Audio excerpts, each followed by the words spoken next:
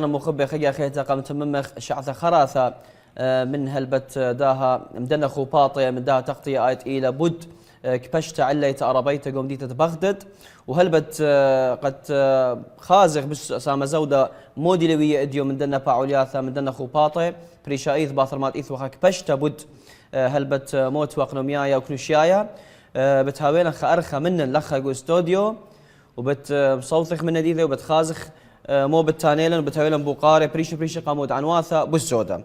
طبعا ضيفنا لهذا اليوم معنا في الاستوديو الخبير الاقتصادي استاذ رشيد السعدي. اهلا بك في قناه العراقيه. مرحبا استاذ جنابك الكريم، قناتكم الكريمه والجمهور. شكرا جزيلا. مرحبا يا هلا. شكرا جزيلا. الله يحفظك. استاذ رشيد، ما اهميه المجلس الاقتصادي والاجتماعي في التحضير للقمه؟ شكرا جزيلا. حقيقه مؤتمر القمه الذي يعقد في بغداد خلال الفتره القادمه القريبه يعتبر محطه من محطات التاريخ العراقي الحديث، لما له من أهمية كبيرة خصوصا بعد الأحداث التي جاءت بعد 2003 والتغييرات في النظام السياسي. هذا يمثل حقيقة اهتمام كبير من الدول العربية، المحيط العربي ومن ثم المحيط الدولي الإقليمي وكل الكتل السياسية الأخرى في جميع الدول. يعتبر محطة مهمة جدا، محطة استقرار، محطة بناء، محطة بدء بالمسيرة الحقيقية لبناء العراق. يعني هل يمكن أن يكون له تأثير مباشر على سياسات اقتصادية مشتركة؟ حقيقة هو موضوع تفضلت به، هو بند من 30 بند الآن يتم دراستها خلال القمة المصغرة التحضيرية للجامعة العربية يعني ونوابها، نواب الدول العربية. فإلى أهمية كبيرة جدا في بث الأمل والتفاؤل للاقتصاد العراقي محلي بالنهوض والانطلاق نحو البناء. سابقا حقيقة كان عدم الاستقرار السياسي، تبع عدم استقرار أمني، وعدم استقرار أمني نتج عنه عدم استقرار اقتصادي. الآن الحمد لله نلاحظ أنه العراق يعني بدأ مسيرة كبيرة جدا في مكافحة الإرهاب، وبالتالي في تحقيق الاستقرار الأمني ومن ثم الاستقرار السياسي ونتاجات على الوضع الاقتصادي. أيضا يعني الوفد الأمريكي اللي إجا كبريات الشركات الأمريكية، 60 شركة أمريكية تمثل 101 شخص من كبار رجال الأعمال الأمريكان زاروا العراق، هذا يعطي انطباع كبير جدا. هذا إضافة أيضا من مدخلات القمة العربية يعتبر، لأنه القمة العربية الدول العربية أمنت ولديها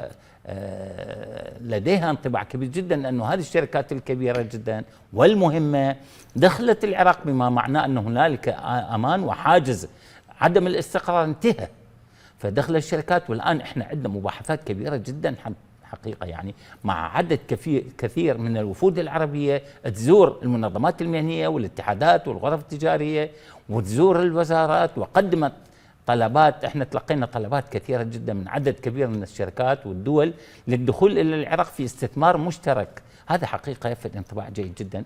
والآن اجت القمة العربية وبحث هذا الموضوع الاقتصادي هو تتويج لهذه الأمور اللي ذكرتها. بما معنى موضوع الاستثمار أستاذ رشيد، موضوع الاستثمار هل سوف يكون مطروح على الطاولة بصورة كبيرة في هذه القمة؟ يعني أنت لو تلاحظ جدول الأعمال المطروح على الوفود المشاركة 30 بند، من ضمن هذا الجانب المحور الاقتصادي، الاستثمار خصوصا. نعم، أنت شلون تقدر تنمي اقتصادك إذا ما عندك استثمار؟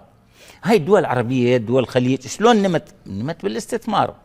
كل دول العالم الآن نعم. يعني ابتعدت عن النظام التقليدي الاقتصاد سابقا أنها تنتج وتصدر، لا الآن أصبح هنالك استثمار مشترك ما بين هذه الدول. أتذكر مقولة كان يعني ردود فعل من أحد الإخوان الخليجيين مع الشيخ زايد رحمه الله. نعم.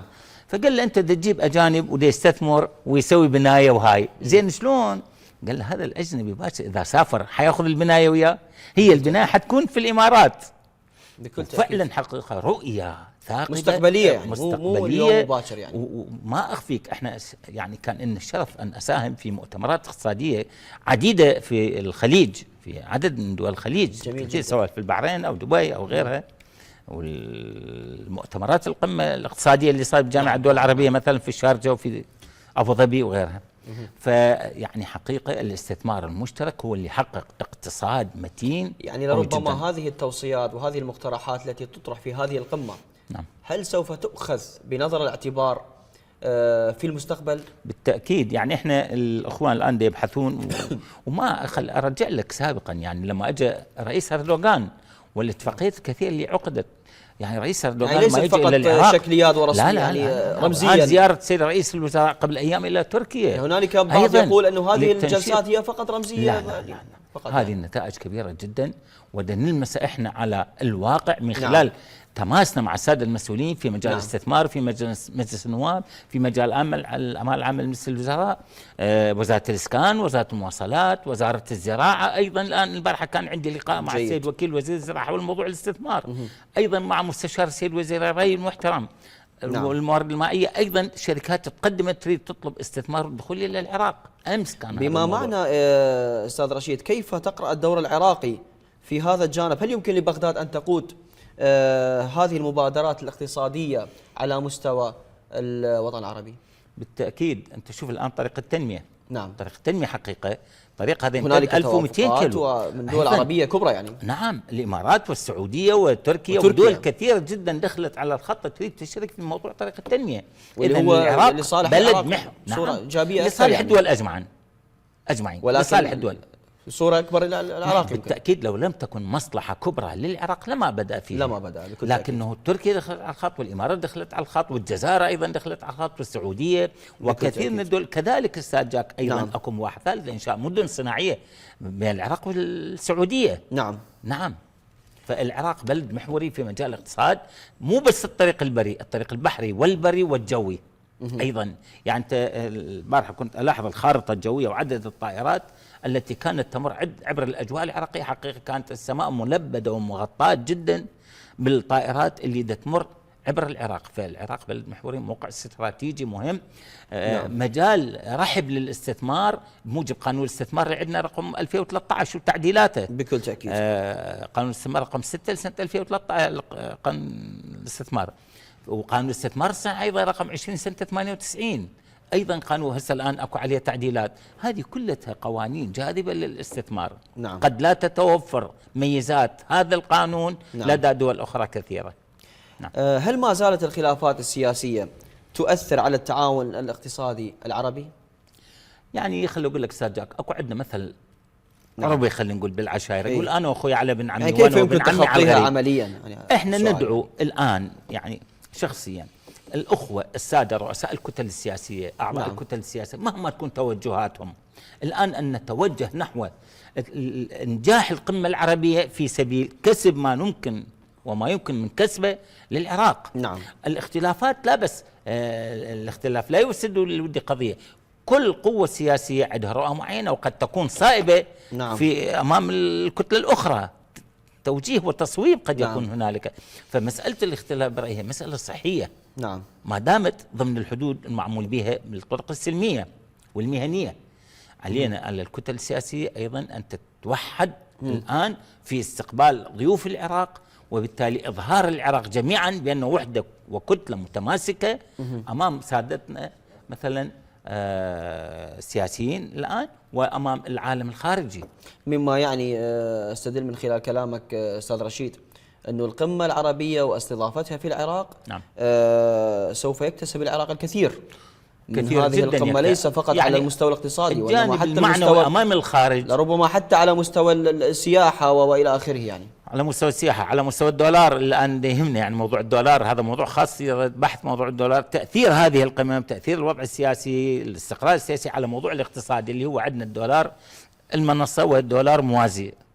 فتأثير كبير جدا. ولاحظنا الآن يعني حركة دؤوبة جدا للاقتصاد وانخفاض في سعر الدولار وارتفاع قيمة الدينار العراقي. هذا حقيقة مؤشر جدا ممتاز جدا للمستثمر الأجنبي لما يجي. أكو اقتصاد متين وينظر له، أكو اقتصاد متين بتطبيقات قوانين الاستثمار رقم 13 لسنة 2006 وتعديلاتها، قانون رقم 20 سنة 98 الاستثمار الصناعي.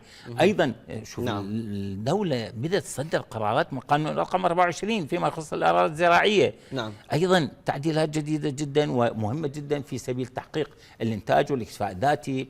وبدنا نلاحظ احنا مثل ما قلت لك يوم 19 عندنا موعد استقبال وفود من خارج العراق تيجي حتى تطلع على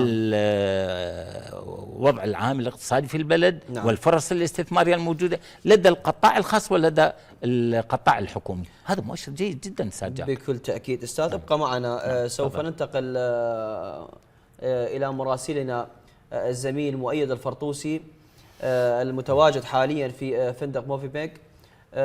مؤيد، ما الجديد هنالك في موقعك في الفندق؟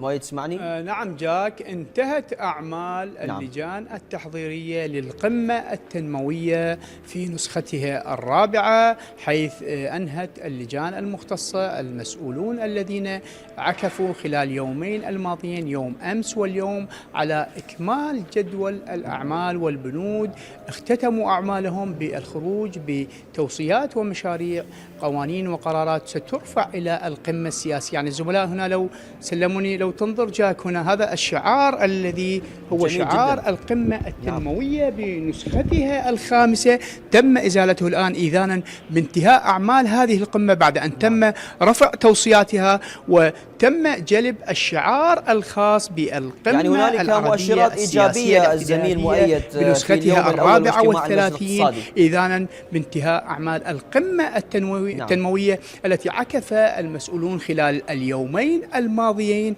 على إقرار قراراتها وإنضاجها في المجالات المتعددة. يوم أمس كان كبار المسؤولين في الوزارات المختصة في الدول العربية قد عكفوا على إتمام جدول الأعمال والمشاريع والقوانين التي رفعت من خلال إنهائها هذا اليوم باجتماع الوزراء، وزراء التجارة والاقتصاد العرب الذين اجتمعوا هذا اليوم في قاعات المتواجدة هنا في هذا المكان الذي نحن فيه. قاموا بعدة اجتماعات، 3 اجتماعات. الأول بدأ بكلمة لوزير الاقتصاد اللبناني عامر البساط الذي كانت تترأس بلاده الجمهورية اللبنانية الشقيقة أعمال الدورة السابقة. بعدها جاءت كلمة لوزير التجارة العراقي أثير الغريري الذي تسلم مهام هذه القمة التنموية الاجتماعية الاقتصادية. ومن ثم كانت كلمة لأمين عام جامعة الدول العربية. بعدها كانت هنالك جلسة مغلقة، أعمال جلسة مغلقة لمناقشة وإنضاج القرارات والمشاريع التي رفعت إلى المسؤولين الكبار زعماء الدول العربية في خلال القمة التي ستعقد يوم السبت المقبل للاطلاع على هذه القرارات واتخاذ الإجراءات اللازمة من أجل تنفيذها. نعم جاك. نعم مؤيد. من جانب آخر زميلي مؤيد، ما حجم الحضور الإعلام العربي والدولي في مقر الاجتماع؟ نعم، كان هنالك حضور كبير، حضور لوفد اتحادات إذاعات الدول العربية، كذلك حضور للوفد الإعلاميين المعتمدين في جامعة الدول العربية، إضافة إلى القنوات والمحطات الفضائية والوكالات الإخبارية العاملة هنا، الوكالات المحلية والقنوات المحلية التي غطت أعمال هذه الجلسات التي جرت هذا اليوم. نعم جاك. نعم زميل مؤيد، هل حصل تفاعلا لافتا أو تصريحات مميزة من وفد معين خلال تجوالك في أروقة الفندق؟ نعم، كل الحضور والذي كان اليوم على مستوى الاجتماع الوزاري العربي كان لافتا، حيث الجميع أشاد أولا بالتنظيم العالي، المستوى العالي من التنظيم الذي نظمته الحكومة هنا من أجل إنجاح هذه الاجتماعات، هذا أولا. وكذلك ما تم مناقشته من قرارات، يعني العراق اقترح أن يكون هنالك تكتل اقتصادي عربي ممثلا بمجلس وزراء التجارة والاقتصاد العرب ليكون فاعلا في تنفيذ القرارات الاقتصادية والتجارية والتنموية التي من شأنها أن تعزز التعاون ما بين شعوب وبلدان المنطقة العربية بما يصب بمصالح تلك الدول وشعوبها من أجل تحقيق التنمية في المجالات المتعددة. هنالك تم طرح مجالات تنموية شبابية، كذلك دعم المرأة، أيضا قضية الذكاء الاصطناعي، وكذلك الطاقة والطاقة النظيفة وغيرها من الأمور التي من شأنها إحداث التنمية في تلك البلدان بما يعود بالازدهار والرخاء والرفاهية على شعوبها، سيما وأن هنالك تبادلات تجارية واقتصادية ما بين الدول العربية والتي محورها العراق لديه تبادلات تجارية بأحجام كبيرة وصلت إلى نحو 64 مليار دولار مع 11 دولة عربية. من خلال هذه العملية الاقتصادية ممكن أن تكون، وبالفعل هي من خلال تنفيذ تلك الإجراءات والقرارات، تنعكس بشكل إيجابي على حياة الشعوب والبلدان العربية. نعم جاد. شكرا جزيلا زميلنا مؤيد الفرطوسي المتواجد حاليا في فندق موفنبيك مكان إقامة القمة. شكرا جزيلا. نعود وإياكم أعزائي المشاهدين والمتابعين مع ضيفنا في الاستوديو الأستاذ رشيد السعدي الخبير الاقتصادي. أستاذ رشيد، ما هي دلالات انعقاد القمة في بغداد بعد سنوات من العزلة؟ دليل على أنه العراق عاد للحظيرة العربية، وأن العراق قد سلك طريقا جيدا صحيحا بالتقارب مع أشقائه وجيرانه والمحيط الدولي. هذا حقيقة مؤشر جيد، مؤشر جيد بكل تأكيد. الآن حقيقة استوقفتني تفضل بها الأخ مؤيد الفرطوسي موضوع اللجنة الاقتصادية اللي مسويها هم يعني. نعم. سابقا كان دول عدم الانحياز أكو مجلس التعاون الاقتصادي العربي، يعني مجلس التعاون الاقتصادي العربي كان موجود حقيقة، وكان أكو جزء من التكامل فيما بين الدول. الآن الحقيقة ما أخفيك العراق ده يأخذ خطوات واسعة جدا. احنا سبق أن اجتمعنا مع السيد وزير الزراعة اللبناني ووزير الزراعة العراقي، وأنا شخصيا أيضا اجتمعت مع السيد رئيس وزراء لبنان الأسبق حول موضوع التكامل العربي في مجال الاستيراد والتصدير والنقل العربي وإحياء شركات النقل العربية.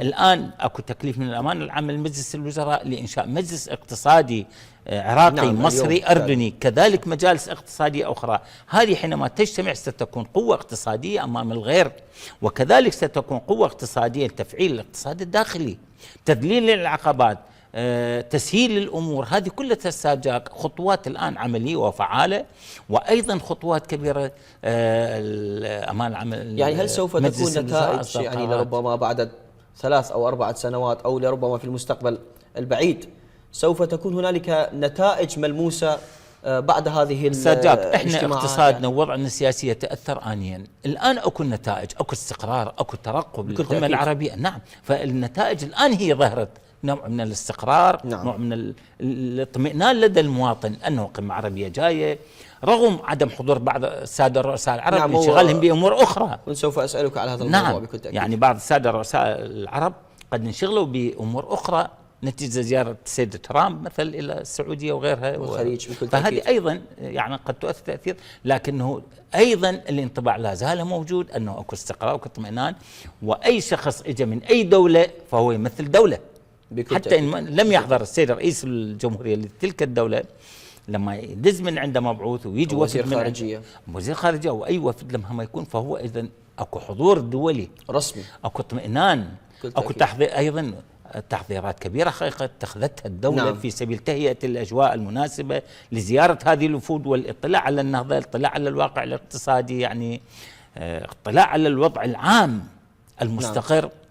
نعم. الحمد لله ترى الآن يعني نتمتع بوضع اقتصادي مستقر، وضع سياسي مستقر، تقلبات قليلة في مجال الأسعار، في مجال وضع يعني الوضع السياسي، في مجال الوضع الاجتماعي أيضا. حتى الوضع الاجتماعي الآن عندنا أستاذ جاب، المواطن بدأ يشوف الارتياح من يشوف الدولة دا تشتغل وأكو رؤساء دا يجون، ضيوف يجون، فما معناه أكو استقرار. إذن حالته النفسية شوية تبدأ ترتاح أكثر. والأهم من كل هذا بكل تأكيد الاختلاف بين القمة السابقة والقمة الحالية في بغداد. نعم.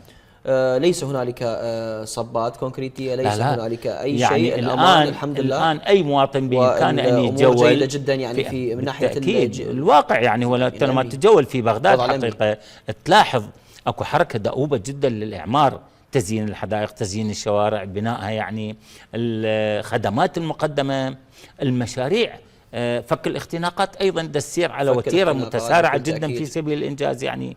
لكن تعرف أستاذ جاكر، الحق يقال أنه العراق يعني تركة ثقيلة بكل تأكيد. نعم، بنات تحتية مدمرة، فيراد من عندنا جهد كبير جدا ووقت، ويراد من عندنا صبر ومثابرة.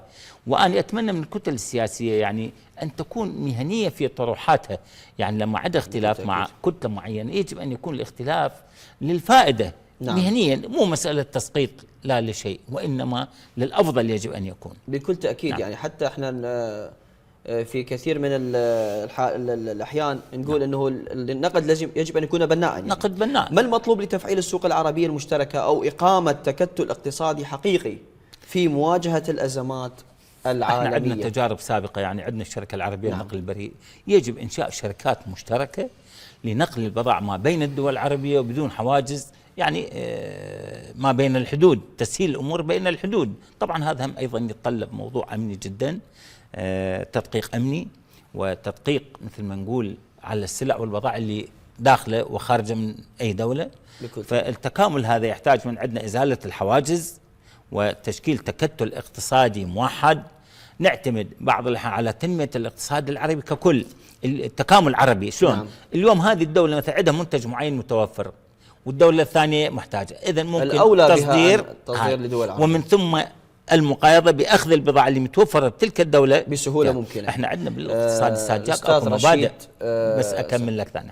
عندنا منفعة مكانية. نعم. منفعة نعم. زمانية. نعم. المنفعة المكانية شنو؟ يعني في مكان معين قد تتوفر خدمات معينة، إنتاج معين. نعم. والمنفعة الزمانية قد تتوفر حاجة مثلا بالصيف ما تتوفر بالشتاء. بكل تأكيد. بالإمكان احنا الآن أن نستفاد من المنفعة المكانية في دولة معينة، إنتاج معين بيوفره، أن تستفاد من الدول الأخرى اللي ما يتوفر عندها هاي الميزة من المنفعة المكانية، تستفاد. بكل تأكيد. شكرا جزيلا الخبير الاقتصادي الأستاذ رشيد السعدي، كنت معنا في قناة العراقية السريانية في هذه التغطية. شكرا جزيلا. خزيانا مخبئ هلبت غزيلة من نوخن أرخى إيوة رابي رشيد السعدي إيوة من قداها تبقتا ديلانيتا بوت كبشت عليت عربيت هلبت هلا خطاي وخل ختامة آها تغطية ختامة آها تبقتا باثخلوخن قدمي ويومان خيانة كديم باوخ من نوخن بخيلة تعالى.